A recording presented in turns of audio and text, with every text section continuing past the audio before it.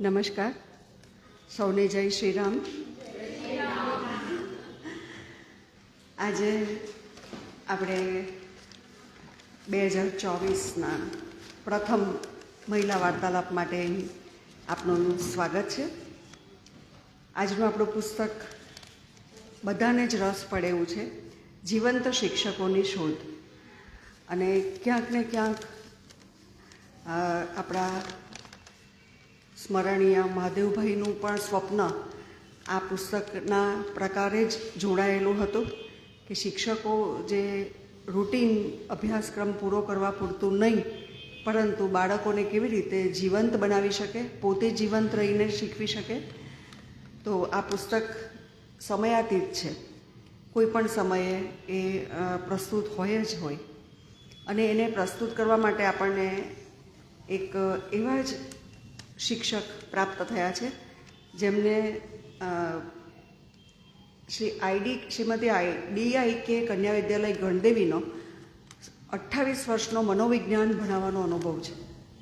એટલે એક તો શિક્ષક અને પાછું મનોવિજ્ઞાન, એટલે બાળકોના મન સુધી પહોંચવાની ગતિવિધિથી એમણે વાકેફ જ રહ્યા હશે અને એમણે પુસ્તક એ રીતે જ પસંદ કર્યું હશે. સંવેદનશીલ છે, એટલે કવિતાઓ લખે છે. એમનો એક કાવ્ય સંગ્રહ પ્રકાશિત થયો છે, ઉર્નિધિ, ગુજરાતીમાં. અને હવે ધ મમી નામનો સંવેદનાઓનો ઉદ્ભવ એ હિન્દી કાવ્ય સંગ્રહ પ્રસિદ્ધ થવાની તૈયારીમાં છે. એ માટે આપણે એમને ખૂબ ખૂબ શુભેચ્છાઓ આપીએ. બાળપણથી જ એમને ઓશો સાહિત્યના વાંચનમાં ખૂબ રસ છે. જીવ, જગત, ઈશ્વર, તત્વચિંતનમાં એમને ઊંડો રસ છે. અને ઓશોના પુસ્તકોના માધ્યમથી આ બધી બાબતોનો જાણવાનો રસ અને જિજ્ઞાસા એમને રહ્યા છે. તો આપનો વધુ સમય ન લેતા હું વિનંતી કરીશ સ્વાતિબેન પરીખને કે પુસ્તકાલય વતી આપણી પરંપરા પ્રમાણે એમનું પુસ્તકથી સ્વાગત કરે. મીનાક્ષીબેન ચાપાણી, મીનાક્ષી કમલેશ કુમાર ચાપાણી.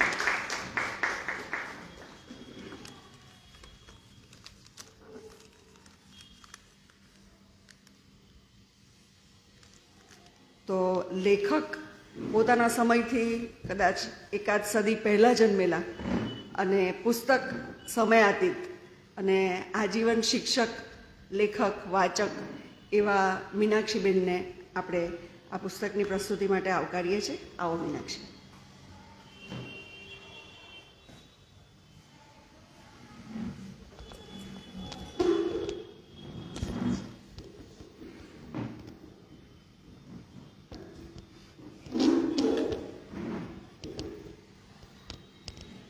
નમસ્કાર. આપણા સૌમાં જે જીવંત ચેતના છે એ ચેતનાને પ્રણામ કરીને હું આ મહાન વિભૂતિના જે શિક્ષણ વિશેના વિચારો છે, એજ્યુકેશન વિશેના જે વિચારો છે એ આપની સમક્ષ મૂકું છું. તો થોડીક વાતો આપણને એક શિક્ષક હોવાને નાતે હું પોતે પણ શિક્ષક જ છું. તો કેટલીક વાતો શરૂઆતમાં મને થયું કે આ શરૂઆતમાં આ વાતો મૂકવી જોઈએ કે નહીં મૂકવી જોઈએ, પણ પછી થયું કે એ તો સત્યના જે આટલા બધા ઉપાસક છે તો એમાં આપણે શું કામ એના માટે કરવું જે છે તે હું રજૂ કરું છું. તો સૌથી પ્રથમ એમણે જે વિભાવના મૂકી છે કે ગુરુ અને શિક્ષક એ બે ખૂબ અલગ બાબત છે, તદ્દન જુદી બાબત છે. આપણે જે સમજીએ છીએ શિક્ષકની જે વિભાવના છે તદ્દન નવી છે. શિક્ષકો હતા જ નહીં.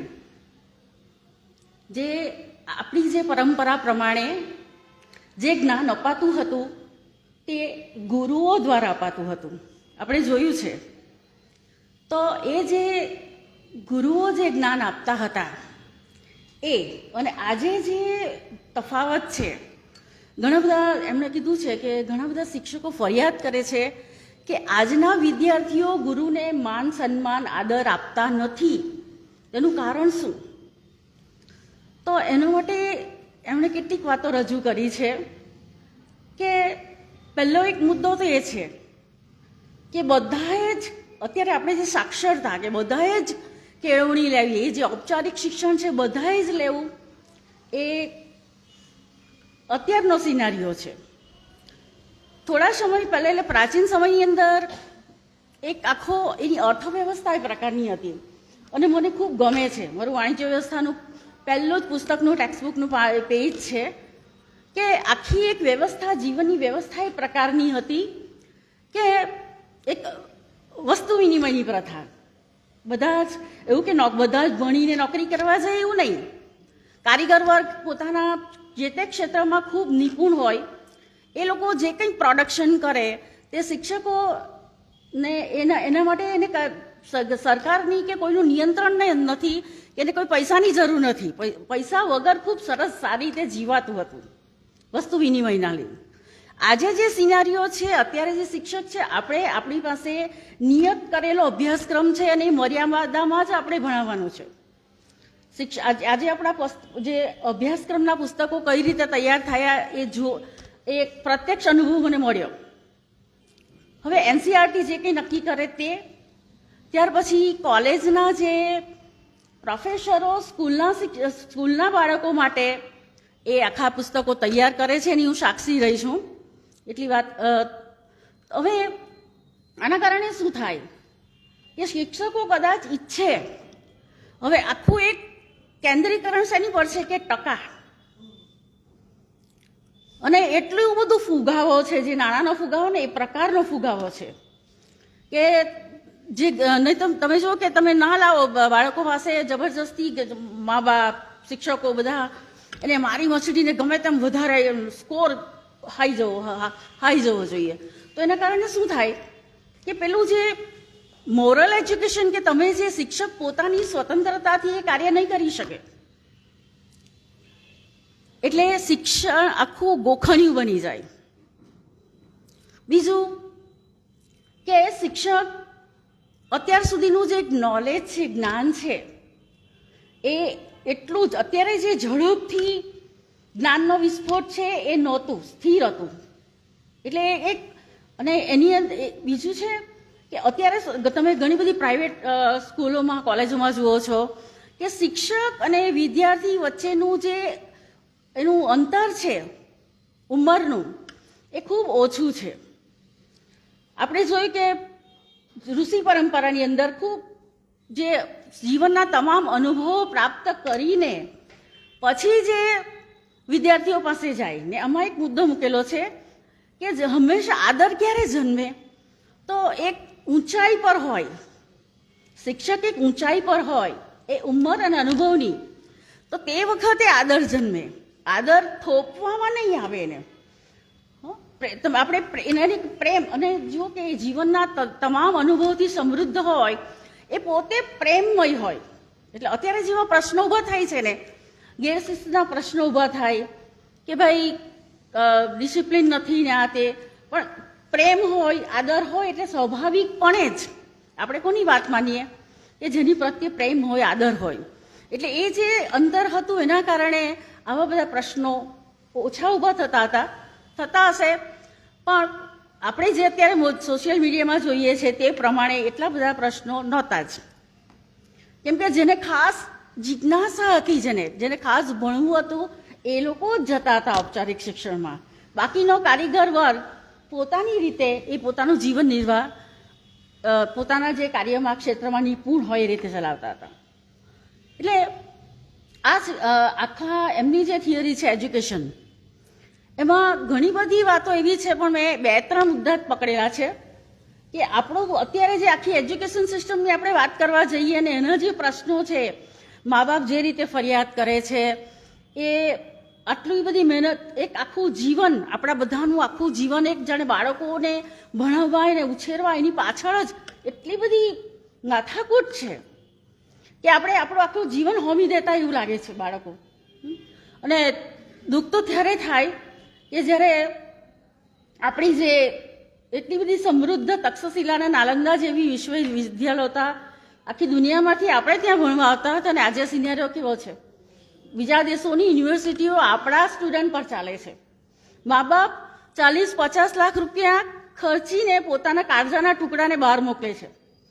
તમે એક સમયે આપણે બાળકોની એક દિવસ માટે પણ કેટલી ચિંતા કરીએ, એવા બાળકોને આપણે હજારો માઇલ દૂર એની કેરિયર માટે મોકલીએ છીએ, ભણવા માટે મોકલીએ છીએ. એટલે આપણે એ એજ્યુકેશન સિસ્ટમની કે એવી બધી ચર્ચા અત્યારે કરતા નથી, પણ જે સમાજમાં આપણે જીવતા હોઈએ એ સમાજમાં પ્રશ્નો હોય અને એ પ્રશ્નોને આપણે અવગણીને ચાલીએ, એની ચિંતા જ નહીં કરીએ, તો એ પણ થોડુંક અહીંયા જે વાત કરેલી છે, હું આ પુસ્તકના શીર્ષક પર આવું છું, જીવંત શિક્ષક. તો જીવંત શિક્ષકનો આનો જે વિભાવના હતી, તો એ કઈ વિભાવના? શિક્ષક એટલે એવું નહીં કે એને જે કંઈ છે તે પોતે પોતાનું જે જ્ઞાન છે ને સબમિટ કરે, એવું નહીં કે સ્મૃતિ એ જ્ઞાન નથી, એ વસ્તુ જુદી છે આખી. પણ જે કંઈક જીવંત શિક્ષકો આપણે કોને કહીશું? તો એ પોતાની રીતે વિચારતો વ્યક્તિ હોય, એને પોતાની સ્વતંત્ર વિચારધારા હોય અને સમાજ પ્રત્યેનો એનો એક જવાબદારી છે કે જે કંઈ ખોટું થઈ રહ્યું છે તો તેની સામે અવાજ ઉઠાવે. અત્યારે ખૂબ એક પાછી પણ તમે જો કદાચ ચાણક્ય સિરિયલ જોઈ હશે, અને જીવંતતાને ટકાવી રાખવી અને જીવવું એક બહુ મોટી ચેલેન્જ છે, કે એક બહુ મોટો એક ગાડરિયો પ્રવાહ છે. આપણે જોઈએ વિચાર વિહીનતા, ગુણવંત શાહના શબ્દોમાં કહીએ તો વિચાર વિહીનતા એ આજના સમાજનો એક બહુ મોટો દુર્ગુણ છે, અને એની અંદર એક જીવંત વ્યક્તિએ ટકી રહેવું. તમે જુઓ કે આખો એક માસ તમારી સામે હોય અને તમે કંઈ સત્ય રજૂ કરો તો એની દશા શું થાય એ આપણે જોયેલું છે. તો આપણે અત્યારે જે વ્યવસાયની દ્રષ્ટિએ શિક્ષણ મેળવીએ છીએ કે આજીવિકા માટે શિક્ષક બની જઈએ છીએ, તે બાબત આખી તદ્દન જુદી છે.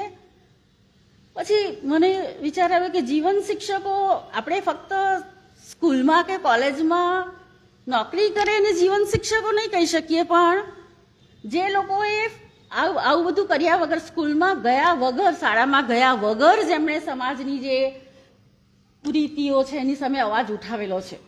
આપણે સરસ કબીરના જે જોઈએ છીએ, અખોના જોઈએ છીએ, કેટલા બધા એવા સંતો છે જેણે સમાજની રૂઢિઓ સામે અવાજ ઉઠાવેલો છે. હવે આમાં શું થાય કે પહેલાં જે અવાજ ઉઠાવે એને તો જીવન ખૂબ જ સંઘર્ષમય બની જાય, પણ પાછી એના લીધે જે કંઈક બને એટલે પાછળના આખા સમાજ માટે એક આખો એક રસતરસ કેડી કંડારાઈ જાય. પ્રથમ વિરોધ, આજે હું અહીંયા ઊભી છું, તમે છો, બહેનો છે, રાજારામ મોહન રોય અને ગાંધીજી ના હોત તો સ્ત્રી શિક્ષણ વિશે એમણે કેટલા બધા પ્રયત્નો કર્યા, તો એના જ સારા ફળો આપણને, અને એના લીધે આખી સમાજમાં જાગૃતિ આવે. તે સમયે તો ખૂબ વિરોધ થયેલો, નર્મદનો પણ ખૂબ વિરોધ થયેલો. એટલે જીવંત શિક્ષકો એને કહી શકાય કે સમાજમાં જે કંઈક પ્રવર્તમાન ખોટું થઈ રહ્યું છે તો એની સામે અવાજ ઉઠાવે, એ પોતાની વાત રજૂ કરે. હવે બીજો એક મુદ્દો મેં પસંદ કરેલો છે, અને એ છે તે વિચાર એ વિદ્રોહ છે. એમ કે વિદ્રોહ કઈ રીતે કે સતત એક સરખું બીજા લોકો જેમ જીવે છે તેમ જોઈને જીવ્યા કરવું, એક પ્રવાહમાં ભળી જવું. એ વિચાર ઘણીવાર તો એને મગજમાં વિચાર જ નહીં આવે કે આ જે થઈ રહ્યું છે તે બરાબર છે. એને તાર્કિક દ્રષ્ટિકોણથી છે તો વિચારવું, એ વિચારવાની થોડીક મને એ કદાચ મારો અંગત અનુભવ છે ગમે તેમ, પણ મેં જોયું છે કે ઘણા બધા લોકો એક પ્રવાહમાં, જ્યારે તમે વિચાર કરો, સ્વતંત્ર રીતે વિચાર કરો, એ તદ્દન આપણે જે કંઈક જૂનું છે નહીં, પણ આપણી પોતાની રીતે વિચારીએ તો એ વખતે આપણને એમ થશે કે જેનામાં જે વ્યક્તિ વિચારે એ જે તમામ રૂઢિઓ છે એને ઇનકાર કરે, અને એમાં એક ના પાડવાની તાકાત હોવી જોઈએ. આખો એક મોટો વર્ગ જ્યારે એમ કહેતો હોય, મને બહુ ચોક્કસ યાદ નથી, પણ મને લાગે છે કે સ્વાતિબેન જાણતા હશે, પણ પેલું પૃથ્વી ચપટી છે ને વિરોધ કરેલો મને લાગે ગેલેલિયો કે કોણે, હા, તો તે વખતે એને જીવતો સળગાવી મૂકવામાં આવે. હવે તમે જુઓ કે જે વ્યક્તિ તમે આખો વિરોધ, એનું જીવન જોખમમાં મુકાઈ જાય, સોક્રેટિસને પણ ઝેરનો પ્યાલો આપવામાં આવેલો, ના કે તમારી માન્યતા બદલો એમ. નહીં, માન્યતા નહીં બદલું, સત્ય માટે એ લોકોને એ જીવ પણ આપી દેવો પડેલો.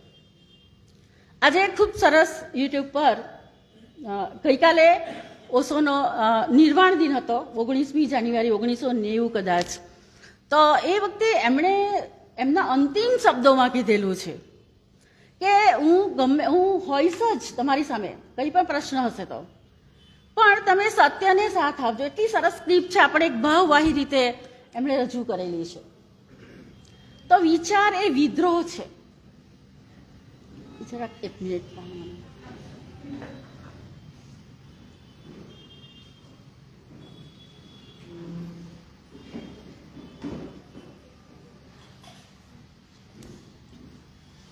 તો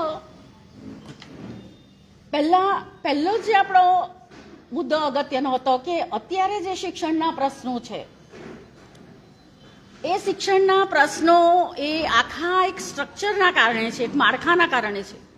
શિક્ષકો કદાચ પોતે ઈચ્છે તો પણ એ થોડુંક શક્ય તો છે જ, કેમ કે કદાચ મેં ઘણા બધા હું શિક્ષકો સાથે વાત કરી અત્યારે પણ ગવર્મેન્ટ આપણે એની અંદર અહીંયા રાજકારણ કે કોઈ વસ્તુ લાવવાના નથી, કોઈક પણ એટલા બધા એમને જે ફ્રી ટાઈમ મળવો જોઈએ, બાળકોને જે રીતે ફ્રી ટાઈમ મળવો જોઈએ, જ્યારે કોઈની પાસે સમય હશે, વધારે સમય હશે તો જ એનામાં જે સર્જનાત્મકતા એ ડેવલપ થશે, ગુણ વિકસશે. જ્યારે એકાંત હોય, ખૂબ બધો સમય હોય, નવરાશની પણ હોય, આપણે તો બાળકોને મશીન જેવા બનાવી દીધેલા છે. અને શિક્ષકો પણ એમ કીધું મને અમારા ગ્રુપના કે અમે તો મશીન જેવું લાઈફ જીવીએ છીએ, કોઈ એને સમય જ નથી. તો કઈ રીતે એ જે પોતાનું જે ચિંતન છે, જે કંઈક ફાળો છે સમાજના, એ કઈ રીતે એને વિચારવાનો સમય જ નહીં મળે. મશીન ટાઈપ આખું જ લાઈફ છે. અહીંયા પણ ઓશોએ પણ એ જ વાત કરેલી છે કે આપણે માણસોના જાણે કારખાનામાં માણસો પેદા કરતા એવું લાગે છે કે સમાજની મૂળ એક વાત, હું એક મનોવિજ્ઞાનની શિક્ષક હતી એટલે સામાજિકરણની થોડક વાત કરીશ. આપણે બધા મૂળે કદાચ આપણને નહીં સારું લાગે પણ પશુવૃત્તિ આપણામાં છે જ, મૂળ વૃત્તિ જેને ઇન્સ્ટિંક્ટ કહેવાય. અને જેમ અને આપણે પશુઓની જેમ જ જીવતા હતા. પછી જેમ સોશિયલાઇઝેશનની પ્રક્રિયા થઈ, સામાજિકીકરણની પ્રક્રિયા થઈ, એટલે દરેક સમયે સમાજ જેમ ઈચ્છે તેમ જ વર્તવું, તેમ જ બોલવું, તેમ જ વાત. આપણી નાનામાં નાની તમે જુઓ કે એક માણસ ગુંગળાય છે. ઓશોની લોકપ્રિયતા વધવાનું કારણ પણ એક છે આજે કે આપણે જે અંદરથી ઈચ્છીએ છીએ એવું જીવી નથી શકતા. તો એના કારણે આપણે નથી કરી શકતા તે એમના વિચારો પ્રત્યેનું તમે જોશો કે ફેસબુક ખોલો એટલે એટલી બધી ક્લિપ્સ આવશે, એટલા બધા એમના લોકો, કેટલાક લોકો તો જાહેરમાં નહીં પણ અંદરખાને એમના વિચારોને ખૂબ જ પ્રાધાન્ય આપે છે. જે રીતે આપણે મૂવીમાં જોવા જઈએ અને આપણને અભિનેતા એનું ગમે, આપણે ખુશ થઈએ એની સાથે, કે આપણે એનું તાદાત્મ્ય એની સાથે કન્ડિશનિંગ કરીએ. તો તે રીતે અત્યારે ઓશોના વિચારોનું જે આખું પ્રાધાન્ય વધી રહેલું છે એનું કારણ એ છે કે હું મૂળ વાત પર આવું છું. સોશિયલાઇઝેશનની જે પ્રક્રિયા છે એ પ્રક્રિયાની અંદર આપણે આપણી મૂળ વૃત્તિઓને ઘણું બધું છુપાઈને આપણે દંભથી જીવીએ છીએ, સાચું નથી જીવતા. તો એના કારણે અહીંયા એક પુસ્તકના એ બીજો મુદ્દો છે કે એ તો આજે 50 વર્ષ પહેલાની વાત કરેલી છે કે 30 લાખ લોકો અમેરિકાની અંદર માનસિક ચિકિત્સા કરવા જાય છે. 30 લાખ આંકડો કંઈ જ નથી, એ સરકારી ચોપડે નોંધાયેલી. અને આજથી 50 વર્ષ એમણે વાત કરેલી છે. અને તમે કોઈ પણ જરાક ઊંડાણથી જુઓ તો મોટાભાગના માણસો ગુંગળાય છે અંદરથી. આપણે ઉપર જેટલા સોફિસ્ટિકેટ સરસ બધું વર્તીએ છીએ અને એની અંદરનો જે ખાલીપો છે, આપણા જે ગઝલ શાયરીની અંદર કે જે આપણે એને લાઈક કરીએ છીએ અને વ્યક્ત કરીએ છીએ, એ જે મૂંઝારો છે કારણે આપણે એ શેનો મૂંઝારો, એ શું બતાવે છે કે આપણે અંદરથી ખૂબ ખાલીપો, નીરસતા અનુભવીએ છીએ. અને એનું કારણ એ છે કે આપણે જે બનવા સર્જાયેલા છે એ નથી બની શકતા.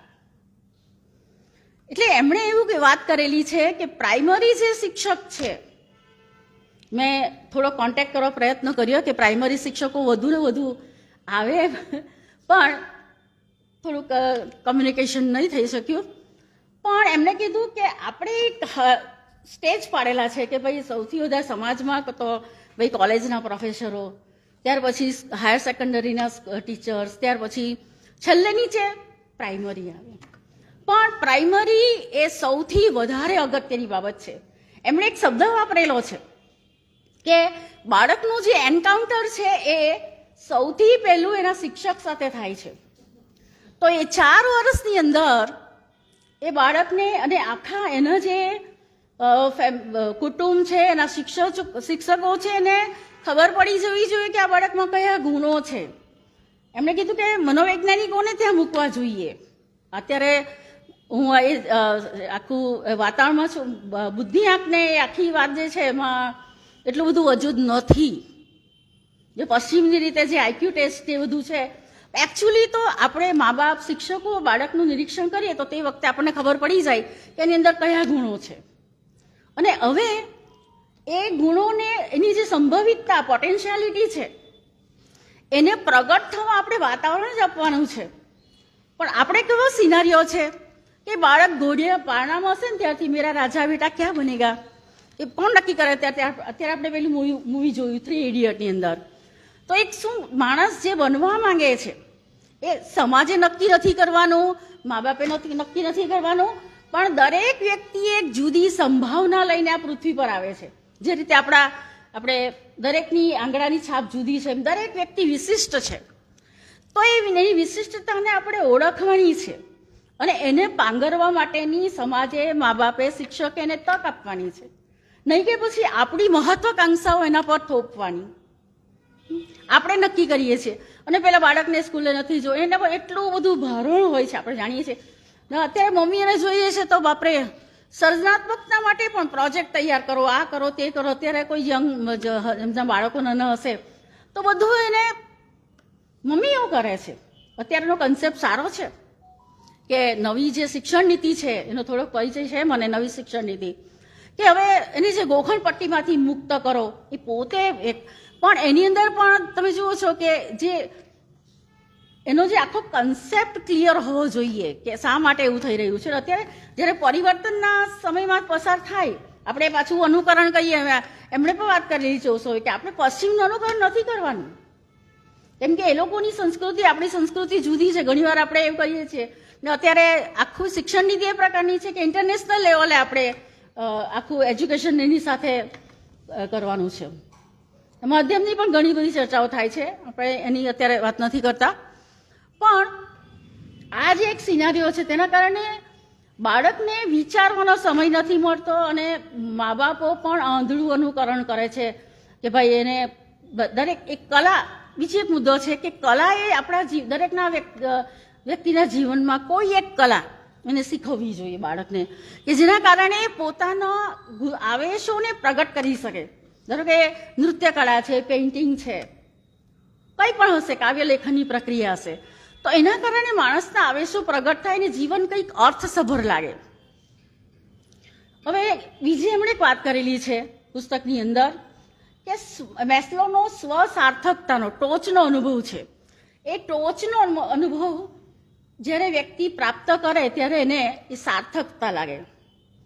હવે બાળકને ધારો કે કોઈકને પેઇન્ટિંગ ગમતું હશે, કોઈક વ્યક્તિને, બાળકને કે વ્યક્તિને, તો એ પેઇન્ટિંગ કરે તો તે વખતે એને કોઈની પ્રશંસા કે કોઈકને એને કોઈક ફાઇનાન્શિયલ એને લાભ થાય, આર્થિક, એનો એવી કોઈ ગણતરી નથી હોતી. પણ તે વખતે જે એને આનંદ છે એ આનંદ કોઈ પણ રીતે વર્ણવી શકાય નહીં એવી બાબત છે. હવે મને થોડું દુઃખ સાથે કહેવું પડે, થોડા વર્ષ પહેલાં કે આપણે જોઈએ છીએ, મારે થોડો આપણી પાસે સમય ઓછો છે, પણ બુદ્ધિનો એક વક્ર આવે છે. તો આપણા જે જન સમુદાયની અંદર બુદ્ધિનું વિતરણ તમે જુઓ છો કે કુદરતે કઈ રીતે કરેલું છે. 100 બાળક હશે તો 100માં એક જ બાળક એવું હશે કે 130 થી 140 બુદ્ધિ કે 120 ખૂબ વધારે એનો બુદ્ધિઆંક સૌથી વધારે વિશિષ્ટ એક જ હશે 100માંથી. અને બાકીના જે છે એ થોડા કોઈ 100 હશે, કોઈ, અને સૌથી ઓછું બુદ્ધિઆંક 70 થી એ પણ એક જ હશે સરેરાશ. તો એના કારણે શું થાય કે કુદરતની જે આખી પ્રકૃતિની જે રચના છે બધાને થોડું થોડું બધું બધાની અંદર એ બુદ્ધિમાં તફાવત છે. એટલે પછી મા બાપ જ્યારે એમ કહે કે ના મારું બાળક તો સૌથી શ્રેષ્ઠ, જ્યારે પોતાની સાથે એને સાંકળી લે, બધા જ એવી ઈચ્છા રાખે કે ના મારો બાળક ડૉક્ટર કે એન્જિનિયર જ બનવો જોઈએ, સૌથી શ્રેષ્ઠ હોવો જોઈએ, તો એ શક્ય નથી. બુદ્ધિ એક એટલી એ જે ઘટના છે એટલી બધી આકસ્મિક ઘટના છે. મારી પાસે હું 12મા ધોરણનું પુસ્તક લાવેલી છું મનોવિજ્ઞાનનું. તો બુદ્ધિ એ એટલી કઈ રીતે ઘણી વાર આપણે જોઈએ છીએ કુટુંબની અંદર એક બાળક કદાચ એટલું બધું હોશિયાર હોય છે, ત્યાર પછી અને બીજા બાળકો એવરેજ હશે. 3-4 બાળકો હોય તો, અત્યારે તો સંભવ નથી 3-4 બાળકો, પણ એ જ રીતે એટલે બુદ્ધિ વારસામાં આવે છે. એને વાતાવરણ તો એટલી બધી ગૂંચવનારી એક આખી ઘટના છે કે હજુ એના વિશે સંશોધન થાય છે. ઇવન આપણે એમણે આલ્બર્ટ આઇન્સ્ટાઈનનું જે મગજ છે એને સાચવી મૂકેલું કે જાણવા માટે કે બુદ્ધિ એ કઈ ઘટના, એ મગજના આપણા જે ન્યુરો ટ્રાન્સમીટર્સ છે એની ગોઠવણી કયા પ્રકારની છે કે જેને કારણે કેટલાક માણસો ખૂબ બુદ્ધિશાળી છે, કેટલાક માણસો એવરેજ છે, કેટલાક જે બાળકો. અને ઘણીવાર આપણે જોઈએ છીએ સમાજમાં કે જે ડૉક્ટર છે, ખૂબ પોતાના ક્ષેત્રમાં ખૂબ આગળ વધેલા લોકો હોય, એના બાળકો પણ માનસિક રીતે વિકલાંગ હોઈ શકે છે.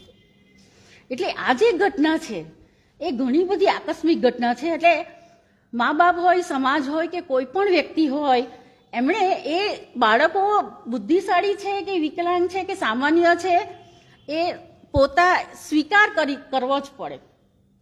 કદાચ આપણે જે જન્મગત બુદ્ધિ છે એમાં ખૂબ પ્રયત્ન કરવામાં આવે તો પણ 5 થી 10% જ તમારા રિઝલ્ટ પરિણામમાં ફેર થાય, એનાથી વધારે ફેર થતો નથી. આ એક અનુભવાયેલું સત્ય છે. હવે આના કારણે અત્યારની જે આખી પરિસ્થિતિ છે, તો એ પરિસ્થિતિની અંદર એજ્યુકેશનના તો પ્રશ્નો છે જ, પણ સાથે સાથે ખૂબ સારું શિક્ષણ મેળવ્યા પછી પણ માણસના જીવનમાં જે ખાલીપો છે એ મુદ્દા પર હું થોડુંક ધ્યાન કેન્દ્રિત કરવા માંગુ છું. કે આજે તમે જુઓ જાપાનની અંદર પણ તમે જુઓ એટલું બધો સુવ્યવસ્થિત દેશ છે, એટલું બધું ડિસિપ્લિન છે, પણ આત્મહત્યાનું જે પ્રમાણ છે, માણસ ક્યારે આત્મહત્યા કરે. અને એવું નથી કે આત્મહત્યાના કારણોની અંદર આર્થિક કોઈ તકલીફ કે એવું પણ નથી હોતું. ઘણીવાર આપણે જોયું છે કે ખૂબ સારા ડૉક્ટર્સ ને એ લોકો પણ આત્મહત્યા કરે છે. તો એનું કારણ શું? તો એ જે આપણે વ્યક્તિ જે બનવા માંગે છે એ નથી બની શકતી. એના પર ખૂબ મેન્ટલ પ્રેશર હોય છે સમાજનું, કુટુંબનું, અને તે વખતે એ પોતે એને સહન નહીં કરી શકે એટલે પોતાનું જીવન ટૂંકાવવાનો પ્રયત્ન કરે. બીજી એક વાત છે કે બાળકો અભ્યાસ કરતા બાળકોમાં જે ગવર્મેન્ટ જાતના સેમિનાર રાખશે કે ભાઈ બાળકોની અંદર હવે એક્ઝામ આવશે બોર્ડની, એટલે હેલ્પલાઇન ચાલુ કરશે કે ભાઈ આત્મહત્યાનું બાળકોની અંદર. તો એ બાળકો પણ પોતે જે ભારણ સહન નથી કરી શકતા એના કારણે આ બધી બાબતો થાય છે. અને જ્યારે આગળથી મા બાપોને આપણે જાણીએ છીએ કે આગળથી ખ્યાલ નથી આવતો, અને ખ્યાલ આવતો હોય તો પણ મેં એવા કુટુંબો પણ જોયા છે કે પોતાના બાળકોનો મેડિકલમાં જ જશે એમ, અને પછી જ્યારે 12મા ધોરણનું રિઝલ્ટ આવે તો તે વખતે એ લોકો એમ કહે છે કે અપેક્ષિત રિઝલ્ટ નહીં આવ્યો એટલે અઠવાડિયા સુધી તમે ઘરની બહાર જ નહીં નીકળ્યા. તમે જોશો કે આ એક કેવી પ્રકારની મેન્ટાલિટી છે કે અઠવાડિયા સુધી આપણું બાળક જે છે એનો સ્વીકાર આપણે કરવો જરૂરી છે. કેમ કે જો એ સ્વીકાર આપણે નહીં કરીએ તો એના ખૂબ વિપરીત પરિણામો આવશે. એટલે આ જે ખાલીપો છે, આ જે અજંપો છે, જે તણાવ છે, એના આપણે વાત કરીએ તો એજ્યુકેશન એના પાયામાં છે, અભ્યાસક્રમ એના પાયામાં છે. એટલે જે છે એનો સ્વીકાર કરવો અને મનોવિજ્ઞાનનું એક ધ્યેય છે. આપણે બધા આ પૃથ્વી પર કઈ રીતે આવ્યા, કઈ રીતે આપણે જન્મ લીધો, કયા કુટુંબમાં, કેટલું આપણી પાસે કેટલી ફિઝિકલ જે મર્યાદાઓ છે, બુદ્ધિની મર્યાદાઓ છે, આપણે જન્મ લીધેલો એ કશું પણ આપણા હાથમાં નથી. પણ મનોવિજ્ઞાનના અનુસાર આપણું અંતિમ ધ્યેય જે કંઈ પરિસ્થિતિઓ છે એ પરિસ્થિતિઓની અંદર સુખરૂપ જીવન જીવવાનું છે. પોતે સારી રીતે જીવી શકીએ માણસ તો જ એ બીજાઓને પણ સારી રીતે જીવવા દેશે. અને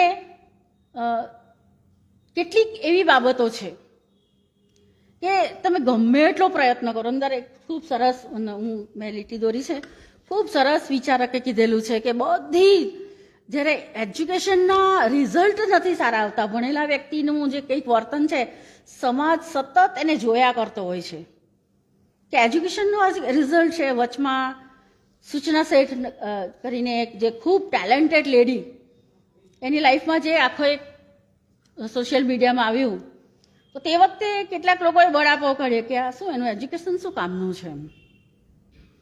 તો આ જે કેળવણી છે, એજ્યુકેશન છે, એનો આશય તો વ્યક્તિ પોતે પણ સારી રીતે જીવે અને બીજાઓને જીવવા દે.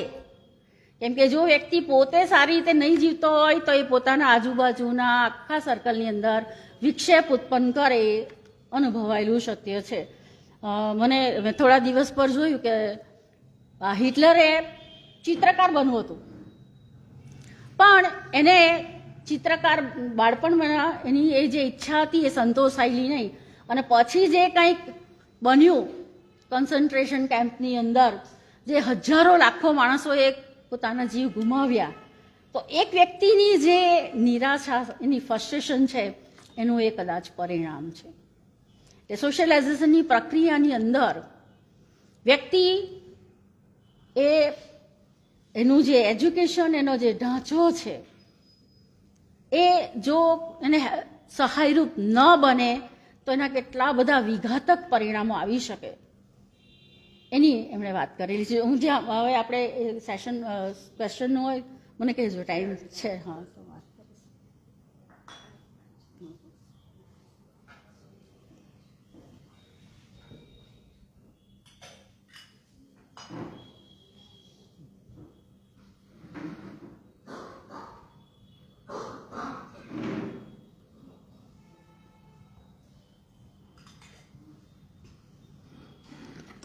એટલે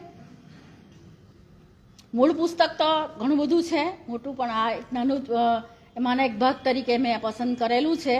કેમ કે આપણે એ ખૂબ મોટા પુસ્તકને ન્યાય આપી ન શકીએ, પણ એના 3 જ મુદ્દાને મેં 3 થી 4 મુદ્દાને આવરી લેવા પ્રયત્ન કરેલો છે. એટલે તમે જ્યારે આ બાબત વિશે તમને કંઈ પણ જાણવું હોય તો આપણે પ્રશ્નોત્તરી વિભાગની અંદર થોડો આઈ થિંક 15-20 મિનિટ છે, પછી આપણે એની શરૂઆત કરીશું.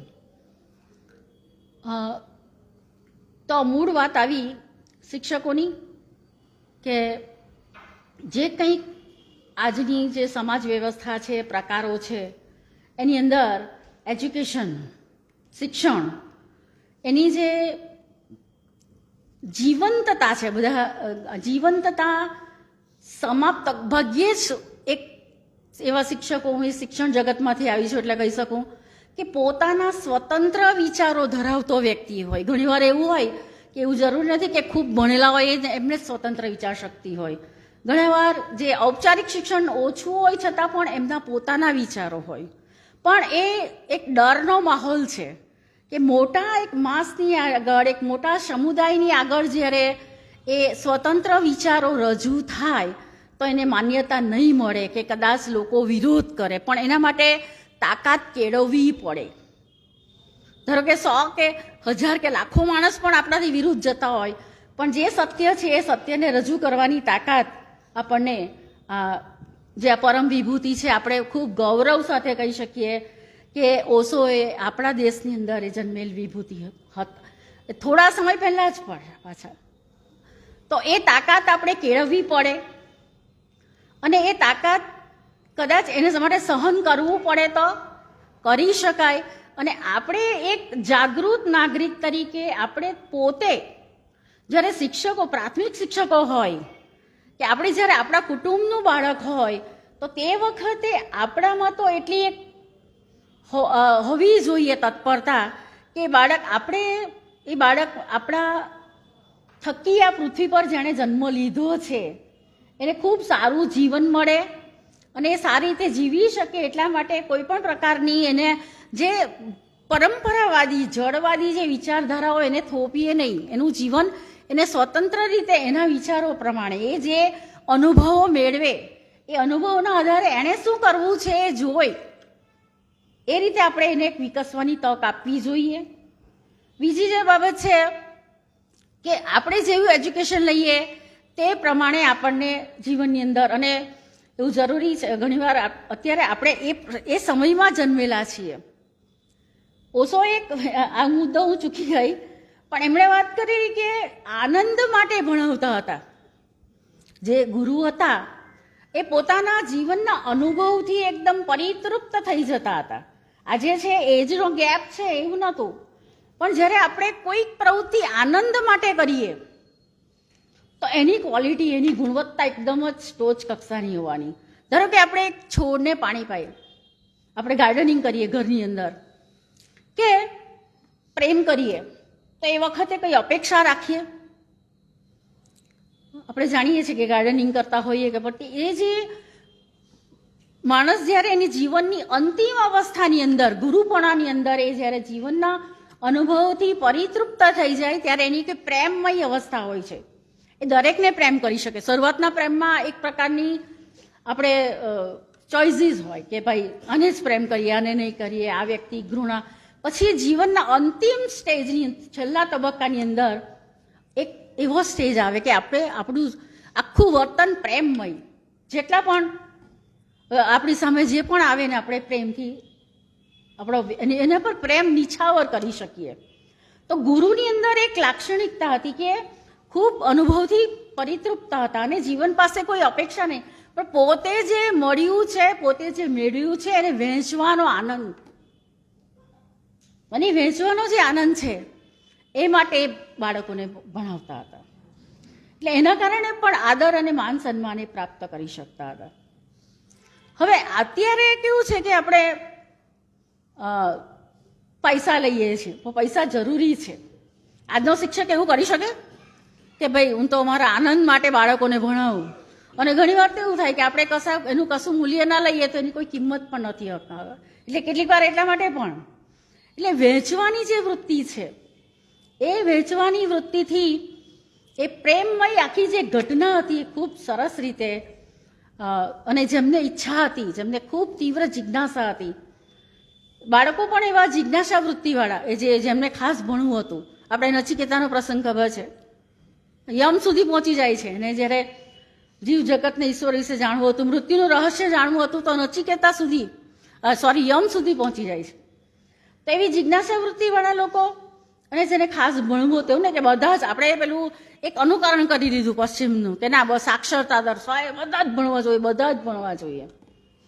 પણ પછી જેને નથી ઈચ્છા ને પણ ઉચકીને સ્કૂલમાં લાવો, ખૂબ રડારોડ કરે ને જેની આપણી સ્કૂલની અંદર હવે ગવર્મેન્ટ પણ અંદર ઇન્વોલ્વ થાય છે કે આટલી હાજરી હોવી જોઈએ, આમ થવું જોઈએ, નહીં તો ગ્રાન્ટ કટ થઈ જશે ને એવું બધું. તો આ બધા સિનારીઓની અંદર શિક્ષકે પોતાની જીવંતતા ટકાવી રાખવાની છે. પછી જેટલું થાય એટલું તો કરી જ શકાય છે.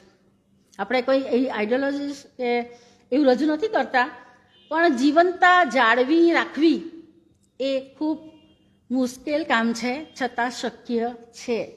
અને આપણે જીવનના કોઈ પણ એવું નથી જરૂરી કે આપણે વર્ગખંડની અંદર, પણ આપણે જ્યાં પણ હોઈએ ત્યાં જ્યાં કંઈ પણ ખોટું થતું હોય એનો વિરોધ કરવાની ક્ષમતા.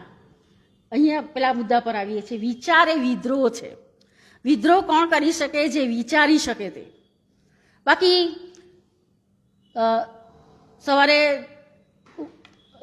જે ભૌતિકવાદી જે આખી મેન્ટાલિટી છે કે ભાઈ જમવું, આનંદ કરો, અમુક બાબતોમાંથી જ મટીરિયલિસ્ટિક જેથી આ બાબતો છે કે ભાઈ જે શરીરને જ્યાં સુધી સ્પર્શે છે તે બાબતો છે, એમાં જ પોતાનું જીવન રચ્યા પચ્યા રહેવું અને જીવન પૂરું કરી જવું.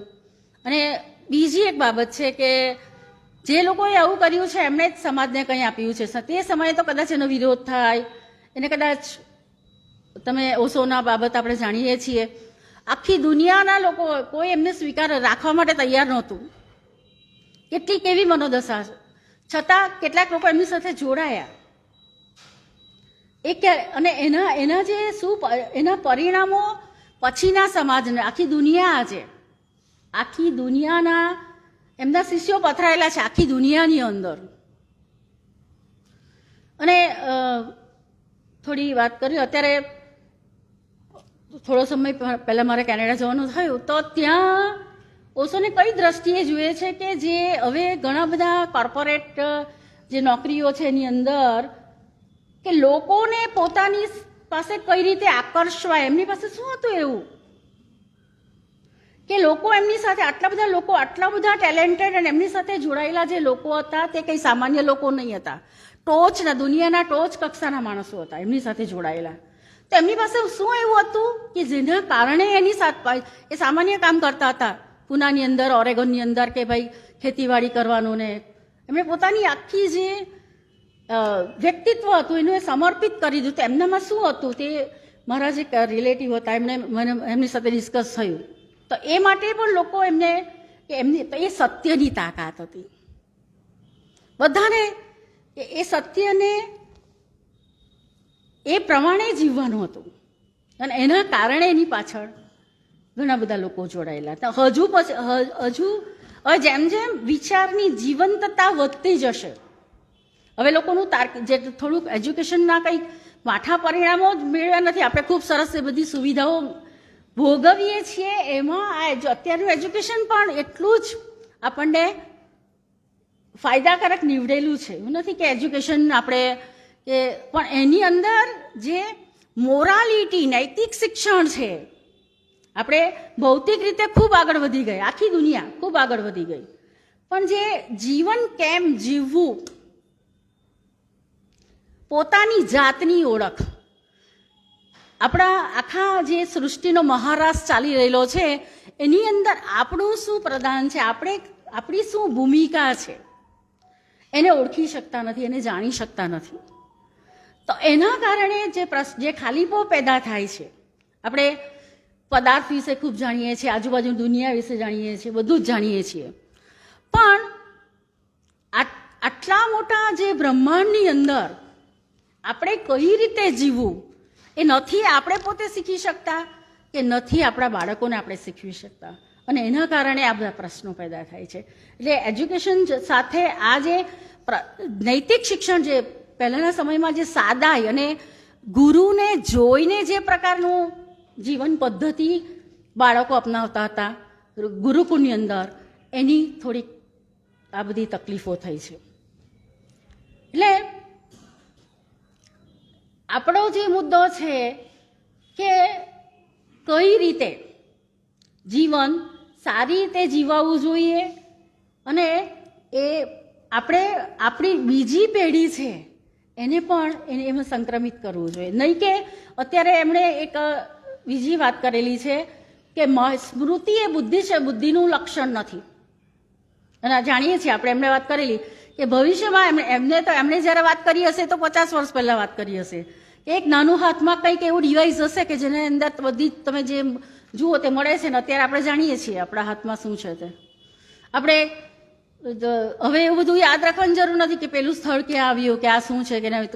તરત જ આપણે એક દબાવીએ છીએ સ્વિચ અને ગૂગલ દ્વારા એ મળે છે. એટલે સ્મૃતિ જરૂરી છે જીવનમાં, પણ આપણા જીવન વ્યવહાર પૂરતી. પણ એ સ્મૃતિ એ બુદ્ધિનું લક્ષણ નથી. એટલે બાળકોને સ્મૃતિ એને ગોખણ પટ્ટીના ભરણ હેઠળ દબાવી દેવાનું નથી. એ તો મળશે, પણ એની જે સર્જનાત્મકતા છે, એના જે સંભવિતતા લઈને આવેલું છે એને ખીલવવાની તક આપણે આપવાની છે. નહીં કે આપણે એને અમે જે ભણીને આવેલા છે એમાં પણ કદાચ એવી બધી બાબતો હતી કે તમે માસ્ટર કરેલું છે મેં હિસ્ટ્રીની અંદર, તો 25 થી 30 જેટલા ફૂલ સ્કેપ ભરીને એક આન્સર હોય છે એના. અને એ કઈ રીતે યાદ રાખવા અને કઈ રીતે લખવું, જ્યારે 1 થી 5 સુધી એ સતત લખ્યા કરવું અને ફરી પાછું એ કે ફ્રાન્સનો ઇતિહાસ ને ઇંગ્લેન્ડનો ઇતિહાસ ને કંઈ રશિયાનો ઇતિહાસ ને, તો હવે એ બધી બાબતોમાંથી આપણે મુક્તિ મેળવી શકીએ. જરૂરી નથી આપણે ગૂગલ પર સર્ચ કરીને કે કોઈ પણ તરત જ આપણને બધી માહિતીઓ મળી જાય છે. એટલે હવે થોડુંક થઈ ગયું. હવે થોડોક નવી જે આખી શિક્ષણ નીતિ છે એમાં એ ઢાંચો બદલાઈ રહ્યો છે અને થશે પણ થોડો વાર લાગશે. પણ આપણે જે નૈતિક આપણે મુદ્દો જોયો, શિક્ષકે આદરની સન્માનની બહુ અપેક્ષા ઓછી રાખવી એમ કહે છે.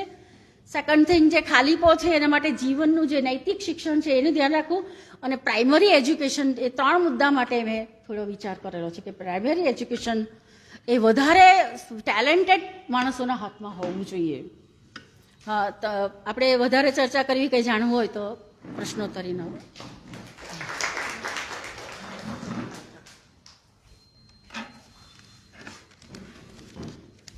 જીવંત શિક્ષકોની શોધ, એમાં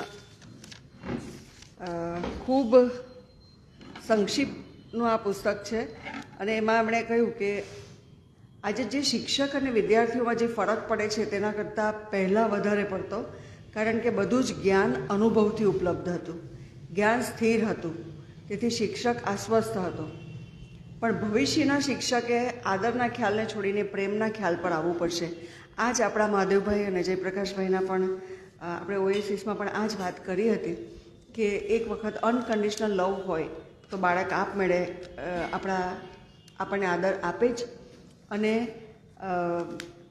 વસ્તુ વિનિમયનો તો હવે કદાચ જમાનો નથી, પણ અત્યારની આધુનિક જે શિક્ષણ પદ્ધતિ છે એમાં નોકરી મેળવવાને બદલે નોકરી આપી શકો એવા આત્મનિર્ભર વિદ્યાર્થીઓને ઘડવાની જે વાત છે, જે ખૂબ આવકારદાયક છે. આનંદ મેળવવા માટે શિક્ષણ મળે તો જે વસ્તુનો આનંદ આવતો હોય એનું જ શિક્ષણ મળે તો આપમેળે ગોખણિયા વૃત્તિમાંથી મુક્તિ જ મળે, કારણ કે આપણને જેમાં રસ હોય તે વસ્તુ આપણને યાદ રાખવામાં જરાય મુશ્કેલી ન પડે. શિક્ષક પાસે અનુભવ અને ઉંમરની ઊંચાઈ હતી. અનુભવ અને ઉંમરની ઊંચાઈ આવે ત્યાં સુધીમાં પણ આપણે કારકિર્દી ઘડવી જ પડતી હોય છે. પણ સારી વાત એ છે કે જે ઓછી ઉંમર અને ઓછો અનુભવ ધરાવતા શિક્ષકો છે અત્યારના, એ લોકો પણ અત્યારના બાળકો સાથે વધારે ઝડપથી કનેક્ટ થઈ શકે છે, કારણ કે એ લોકો આદરની અપેક્ષા નથી રાખતા. એટલે રિલેટિવલી આ વસ્તુ ક્યાંક ને ક્યાંક બંધ બેસે છે. અને આજીવિકા માટે તો અલબત્ત આપણે આજીવિકા માટે ન જ ભણાવીએ એવું આદર્શ પરિસ્થિતિ છે, પણ જે અત્યારની પરિસ્થિતિ છે એમાં એ પણ શક્ય નથી. પણ એક આદર સાથે મા બાપ જો શિક્ષકને જુએ તો બાળક એની મેળે શિક્ષકને આદર આપશે એવું માનું છું. કારણ કે ઘરમાંથી જ્યારે એમ કહેવામાં આવે કે આટલી ફી ભરીને આટલું જ ભણાવ્યું, ત્યારે એ સોદાબાજી બાળક આપમેળે મનમાં ગોઠવતો થઈ જાય અને એ શિક્ષણ મેળવવાને બદલે કંઈક બીજું જ શીખી જાય છે. તો આમ ટૂંકમાં મારા મંતવ્ય પ્રમાણે અત્યારની જે શિક્ષણ પદ્ધતિ છે તે બધા જ એક હાઈવે તરફ આપણને લઈ જાય છે. બસ આદર બનો, ઉપર જાઓ. આપણે ફંટાતા શીખવું પડશે હવે કે આપણને જે ગમે એ માર્ગ પર ફંટાઈ જાઓ તો જ આપણને આનંદ મળશે અને તો જ સમાજ પણ હેલ્ધી અને સુખી રહેશે. તો ખૂબ સહજ ભાવે એમની શિક્ષક તરીકેની લાક્ષણિકતાથી એમણે આ પુસ્તક વિશે વાત કરી. આપને હવે એની પૂરક માહિતી કે ચર્ચા કરવી હોય તો મંચ ખુલ્લો છે.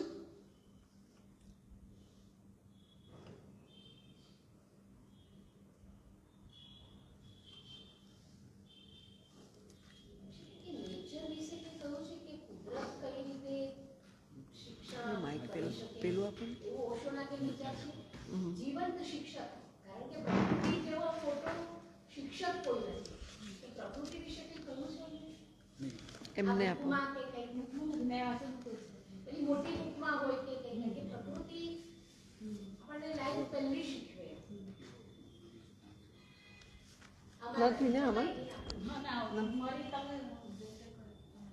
અચ્છા, એ ઓશોના વિચાર હોય તો આપણે જાણવા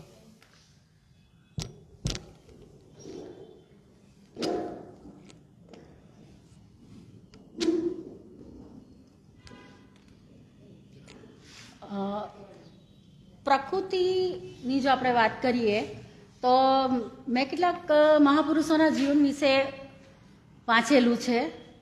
તો જેટલા બાળકોને આપણે પ્રકૃતિની નજીક રાખીએ અને જેટલું એનું જે વિસ્મય છે એ વિસ્મયના કારણે એની વિચારવૃત્તિ વધારે ડેવલપ થાય, વિકસે છે. મારો પોતાનો અનુભવ કહું તો મને યાદ મોટે ભાગે અત્યારે કેમ બાળકો સ્કૂલથી ઘરે જાય, ટ્યુશન આવે, પણ મારું બાળપણ ગામડામાં આવી તેલું. તો શું કરું કે પહેલાં સ્કૂલથી જાઉં, ઘરે દફતર નાખી દીધું ને સીધું પાછળ ખેતરની અંદર બેસી રહેવાનું. કોઈ પ્રવૃત્તિની, બસ બધા જે લોકો જે કંઈક કરતા હોય એ જોવાનું. ને મોટાભાગનો સમય એવો, તે સમયે તો ટીવી કે મોબાઈલ કશું હતું જ નહીં, પણ મોટે ભાગે પ્રકૃતિની ગોદમાં જીવન વિતાવેલું છે. અને મને લાગ્યું કે બાળકો માટે ખૂબ ઉપકારક છે પ્રકૃતિ. અને જેટલું પણ ઓછો પણ કે જેટલું પણ આપણે બાળકોને નેચર સાથે કોન્ટેક્ટ કરાવીએ છીએ તો એ જે એની જે વિસ્મય છે એમાંથી એની જે વિચાર શક્તિ છે એ ડેવલપ થાય છે. કદાચ આજે ટીવીની અંદર એ લોકો જે જોઈ છે કાર્ટૂન ને એ બધું તે એક સરખું હોય છે, પણ જે તમે કુદરતની અંદર એના જે જુદા જુદા રંગો જોઈ, જુદા જુદા પાક થતા હોય, જુદી જુદી ઋતુઓ હોય, એ જો જોઈ તો એ કુદરતની એને પ્રશ્ન એ ત્યારે જ થાય કે આ બધું કોણે બનાવેલું, આ કઈ રીતે થયું, આપણે શું છીએ, એ પોતાના અસ્તિત્વ વિશે, આજુબાજુની જે ઘટનાઓ છે એની વિશે વિચારતું થાય.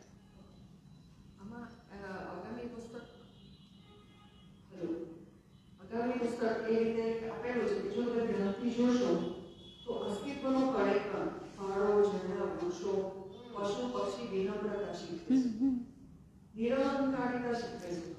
એવી રીતે પ્રાર્થના પણ સહજપૂર્વક હોવી જોઈએ. પ્રેમ આસ્થાની વાત છે કે નીતિ નિયમ કે અનુશાસન નથી. એવી રીતે શિક્ષણ પણ નીતિ નિયમ કે અનુશાસન નથી, આસ્થાની વાત છે, પરમ શ્રદ્ધા છે. અને એ માટે ડૂબવાનું સાધન જોઈએ. આપણને જેમાં રસ છે એમાં ડૂબવાનું સાધન જોઈએ. અને એક અનુભવની વાત કરીએ તો મેં જે વિદ્યાર્થીઓને માટે સાંભળ્યું છે કે એમના આદર્શ શિક્ષણ વિશે કીર્તિદાબેનનું ઉદાહરણ હતું. કીર્તિદાબેન માટે ઘણા બધા વિદ્યાર્થીઓના એ માન્યતા અને આદર્શ શિક્ષણ છે. તો એમને વિદ્યાર્થીઓને કોઈ મને તો ખ્યાલ છે કે એમણે શું કર્યું છે, પણ જ્યારે પણ કોઈ બીજું એક વિદ્યાર્થીને પૂછે કે કેમ, તો એ લોકો એમ કહે છે કે અમને નથી ખબર કે એમણે શું કર્યું, પણ એમની સાથે રહીને અમને બદલાઈ ગયા. એટલે મુખ્ય વાત એ છે કે શિક્ષકે ક્યારેય ઉદ્દેશક બનવાનું નહીં. તારે આમ કરવું જોઈએ, તારે આ રીતે જીવવું જોઈએ, તારે આમ બેસવું જોઈએ, એવું કશું કર્યા વગર જ્યારે આપણે આપણા આચરણથી કરી બતાવીએ તો આપમેળે બાળક પરિવર્તન પામે છે. એ આપણા સૌનો શિક્ષક તરીકેનો અનુભવ છે. બીજી એક વસ્તુ એમણે કીધી મનોવિજ્ઞાનની, કે આજે આટલા કેસ મનોવિજ્ઞાનના કરે છે. સ્કૂલમાં તો તમે માની ના શકો 60% વધારે બાળકો સ્ટ્રેસ કે કોઈ બીજી પણ માનસિક તકલીફથી પીડાય છે. જ્યારે તમે બાળક ફેલ થાય ત્યારે એને કેમ તમે યાદ નથી રહેતું, કે કેમ નથી આવડતું, કે કઈ રીતે પાસ થઈ શકાય એ શીખવીએ છીએ. પણ શા કારણથી આવું થયું, ઘરમાં શું ચાલે છે, એમાંથી તને કેવી રીતે રાહત મળી શકે, એવો કોઈની પાસે કોર્નર નથી કે જ્યાં જઈને પોતાના બે આંસુ છાંટી શકે. ઘણા બધા વિદ્યાર્થીઓ એવા છે કે જેમના ઘરે બહુ મોટા મોટા પ્રશ્નો છે, મા બાપ વચ્ચે સતત ઝઘડા ચાલે છે, કોઈ બહુ મોટી બીમારી છે, પૈસા નથી, કે ઘણું બધું, અને એની સીધી અસર બાળકો પર પડે છે અને વાત શિક્ષકોનો રહે છે. જ્યારે ખરેખર આપણે મૂળ જોઈએ એના તો દવા મૂળમાં નાખવાની જરૂર છે. આંડા અને ડાળી પર ફૂલ આંખ બેડાવશે જો મૂળ હેલ્ધી હશે તો. એટલે જે એમની જીવંત શિક્ષકોની શોધની વાત છે, જે આપણે ઓએસિસમાં અને મધુભાઈ સરના જ્યોતિર્ગન અભિયાનોમાં પણ શીખ્યા છે અને બીજા વાચન શિબિરોમાં પણ હવે આપણે એ જ વાત કરીએ છીએ. તો એ છે કે બાળકોને સાંભળો. પહેલા જે ધીરજ નથી, જે એજ્યુકેશન સિસ્ટમ છે, સેમેસ્ટર સિસ્ટમ છે, યરલી સિસ્ટમમાં આપણે કલ્ચરલ એક્ટિવિટી કરાવતા પણ એમને સાંભળતા હતા અને ઘણા બધા પ્રશ્નો એમના કહેવા માત્રથી સોલ્વ થઈ જતા, કારણ કે અંદરથી બધું નીકળી જતું. હવે અંદરનું અંદર જ રહે છે અને એટલે એ સોલ્વ થતા નથી. એટલે એક એવા લાઈવ કોર્નર્સ બનવા જોઈએ જેની આપણે છે જ આપણી પુસ્તકાલયનો પણ કે જીવંત પુસ્તક ચાલો માણસ વાંચીએ એ પરિકલ્પના આપણે ધીમે ધીમે સાકાર કરી રહ્યા છીએ. બાળકોને જો એવા યોગ્ય વ્યક્તિનો સંગ મળશે તો એ ચોક્કસ સુધરશે. આ બાળકો પણ સુધારવાની જરૂર નથી પણ જીવંત થશે. એકવાર મેં પિયુષભાઈના વર્કશોપમાં ઘણા બધા પિયુષભાઈ માટે કીધું કે એમની પાસે મિડાસ કાર્ડ છે. પિયુષભાઈ માટે મેં કીધું કે ના, મિડાસ કરતા ઊંધી વસ્તુ કરે છે. મિડાસ કાર્ડ એટલે શું કે જે વસ્તુનો અડો એ સોના નીકળી જાય, પણ આ તો તમે સોનાના બનાવી મૂકેલા બાળકોને રિવર્સ પ્રોસેસ કરવાની જરૂર છે. બાળકોને એકદમ વેલ્યુએબલ કે ડોક્ટર કે જે મૂલ્યવાન બનાવવાની જરૂર નથી, એમને જીવાડવાની જરૂર છે. બીજા કોઈ પૂર્વ ચર્ચા? આપણે એક મુદ્દો ચૂકી ગયો. રવિન્દ્રનાથ ટાગોરની વાત આવે છે પુસ્તકમાં. તો એમના માતાએ જણાવ્યું કે ભાઈ આ બીજા બધા બાળકો પાસે તો કંઈક અપેક્ષા રાખી શકાય, પણ આ છોકરા પાસે તો કોઈ અપેક્ષા રાખી શકાય એમ નથી. જેમ કે શિક્ષક જ્યારે ભણાવતા હોય તો એ શિક્ષકનું ચિત્ર બનાવે ને એવું કરે. અને આપણે જાણીએ છીએ કે એ જે એમણે એક કેટલી મહાન વિભૂતિ હતા, નોબેલ પ્રાઇઝ વિનર, પણ બાળપણમાં એમના કુટુંબીજનોએ નિરાશા રાખેલી કે આ તો કંઈ કશું નહીં કરી શકે એમ. પણ એ પ્રકૃતિ પ્રેમી હતા, મોટે ભાગે પ્રકૃતિના વધારે સાનિધ્યમાં રહેતા હતા.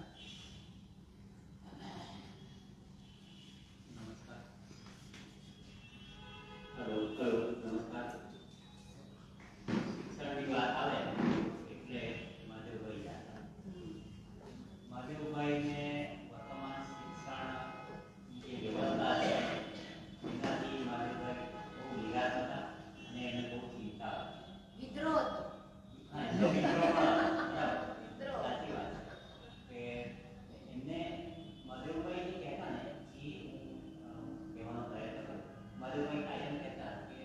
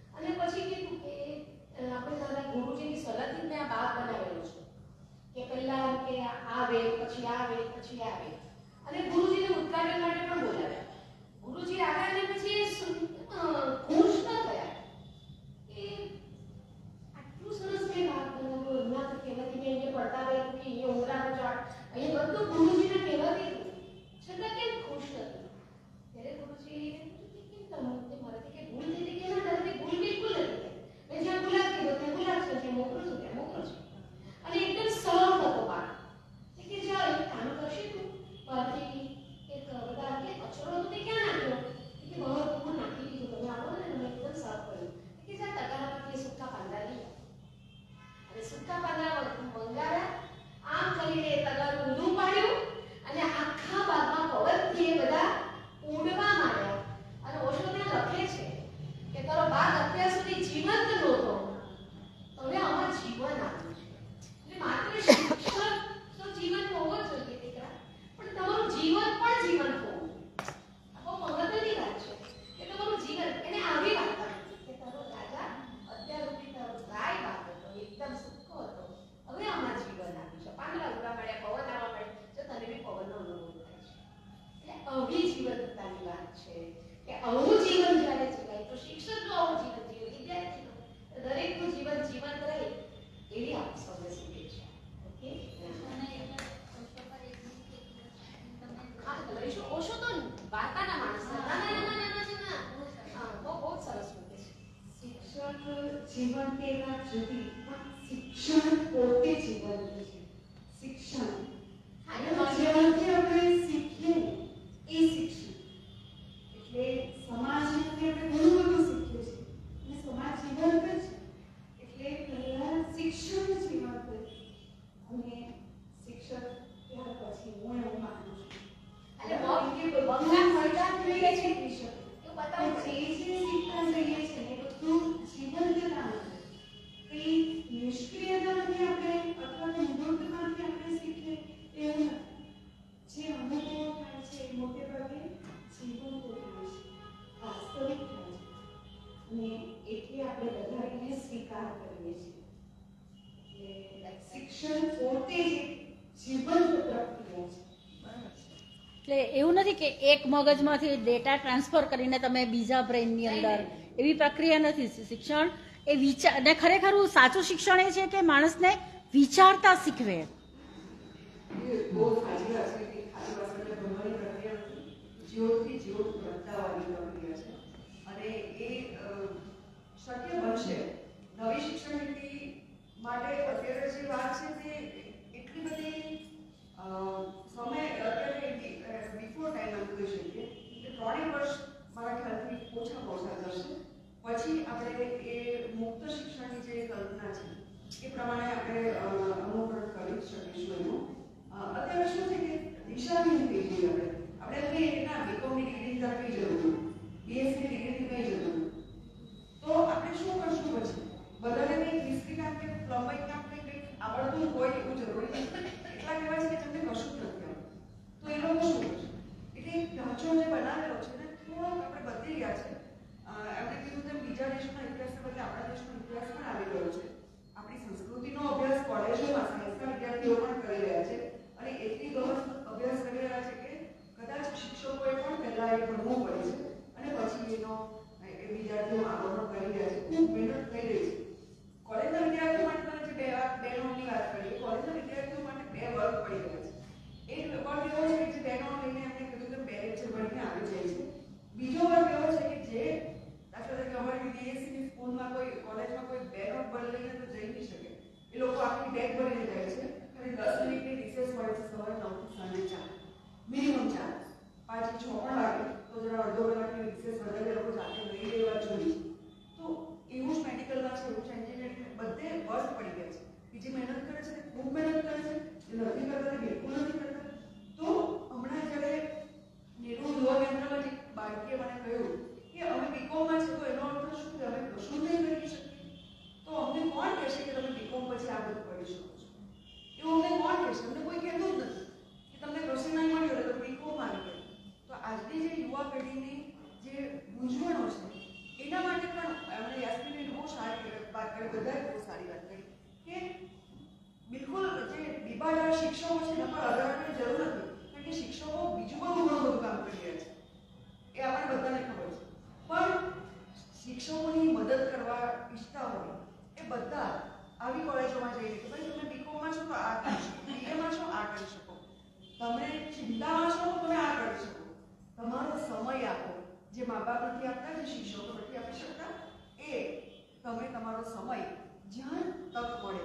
સોસાયટીમાં પણ તમારા જે યુવા પેઢીના બાળકો છે અથવા તો બાળકો છે કે યુવાનો છે 10-15ને ભેગા કરો, કંઈક મજા કરો ને એમને સાંભળો. આ મેળે તમને આ પ્રવૃત્તિ કરવાની તક મળશે. અને એ પાછું આપણે સમય દિવાળી પહેલાંનું વિચારીએ છીએ, પણ આપણે શરૂ કરશું તો ક્યારેક એ પાછું થશે જ. અને આપણા માટે ઘણા બધા એ કરી રહ્યા છે. આપણે પણ એમાં સૌ દીપકભાઈ કીધું કે યજ્ઞમાં જોડાઈએ. અને 84 ચાર્જિંગ ક્રોસ રોડ એ પુસ્તક પર પત્રકાર અને અધ્યાપક સંજય સાતીભાવે આવતા શનિવારે બરાબર 6 વાગે વાર્તાલાપ આપશે. આપણે ધીમે ધીમે માધ્યમભાઈને ગયા પછી મને લાગે છે કે 10-15 મિનિટ લેટ થતા થઈ ગયા છે. અમારી આ સૌને વિનંતી છે કે પોણા 6 આપનું સ્થાન ગ્રહણ કરી લો, જેથી આપણે બિલકુલ 6 માં 2 મિનિટે આપણો કાર્યક્રમ શરૂ કરી શકીએ. કારણ કે ઓનલાઈન પર ઘણા બધા જોતા હોય છે, એમને સમયનું ધ્યાન રહે. તો આપ ચોક્કસ